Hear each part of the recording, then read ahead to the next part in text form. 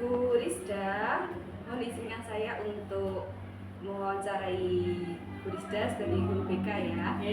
Jadi nanti ada beberapa pertanyaan dari saya, mohon untuk dijawab menurut perspektif atau pendapat Bu Rizda ya.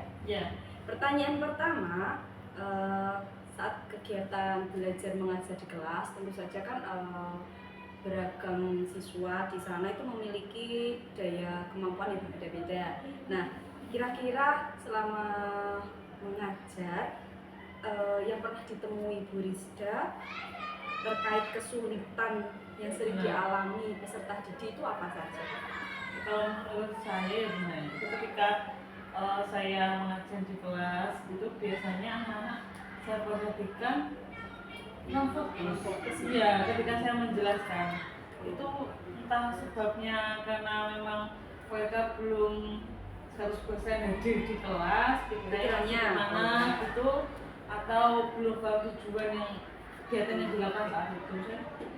Kayak itu. Ya. Baik, untuk pertanyaan selanjutnya ini kira-kira seberapa penting sih penggunaan media pembelajaran buat guru untuk menyampaikan pesan atau materi kepada peserta didik itu? Kalau menurut saya untuk penggunaan media itu sangat penting ya Bunda. Soalnya dengan media itu anak-anak lebih menangkap materi dengan jelas. Gitu. Jadi ketika tidak ada media, anak-anak itu biasanya akan kesulitan karena penjelasan kita abstrak gitu. Ya. Nah, ini kan di pelajaran agama Islam itu ada materi tentang sujud. Ada sujud syukur, ada sujud sawi, ada sujud tilawah. Nah, menurut Bu Rizda, media apa sih yang cocok digunakan untuk menerangkan kepada anak-anak atau menjelaskan kepada mereka biar lebih mudah memahami tentang sujud itu? Kalau menurut saya untuk hal seperti itu medianya yang cocok itu video kayaknya Bunda. Video. Iya, video pembelajaran yang mana di situ jelas praktek sujudnya bagaimana, bacaannya bagaimana, dilakukan saat apa. Jadi anak-anak tahu langsung harus mencontohnya bagaimana. Oke, ya. Iya. Karena selama ini kalau kegiatan materi-materi yang tentang kayak sholat, sujud itu memang kalau dijelaskan di ceramah itu kayaknya anak-anak masih pikirannya gitu. Fokus. Selanjutnya ada pertanyaan lagi nih. Di materi tentang sujud, di materi tentang Asmaul Husna itu kan ada sesuatu yang menuntut siswa untuk menghafalkan bacaannya gitu ya. Nah, kalau di materi sujud itu bacaan sujudnya itu minimal anak-anak harus hafal ya. Selain tahu, mereka juga harus hafal. Kemudian untuk Asmaul Husna, di situ kan ada materi tentang Asmaul Husna. Hanya saja 4 Asmaul Husna yang ada di materi itu, ada Asmaul Husna Al-Alim, Al-Basir, kemudian Al-Khabir dan As-Sami. Nah, sebenarnya untuk ayat Asmaul Husna dan bacaan sujud ini tuh ya nggak terlalu panjang. Cuma kenapa anak-anak kok sulit gitu ya? Sulit menghafal itu kira-kira penyebabnya apa ya?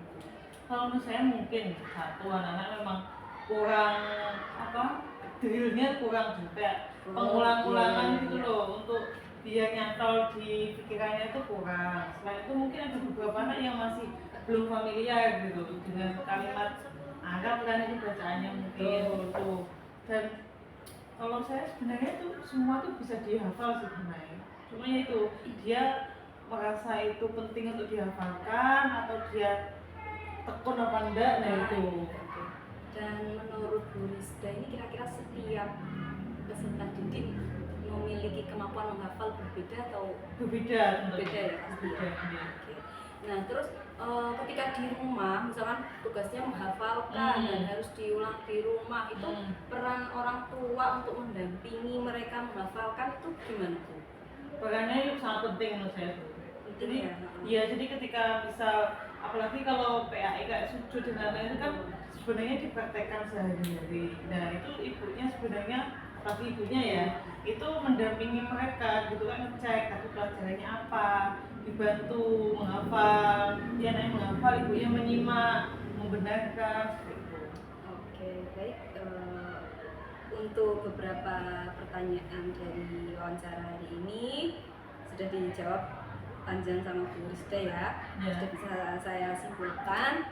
Terima kasih untuk waktunya ya Bu Rizda. Sama-sama, itu bisa saya. Oke, baik.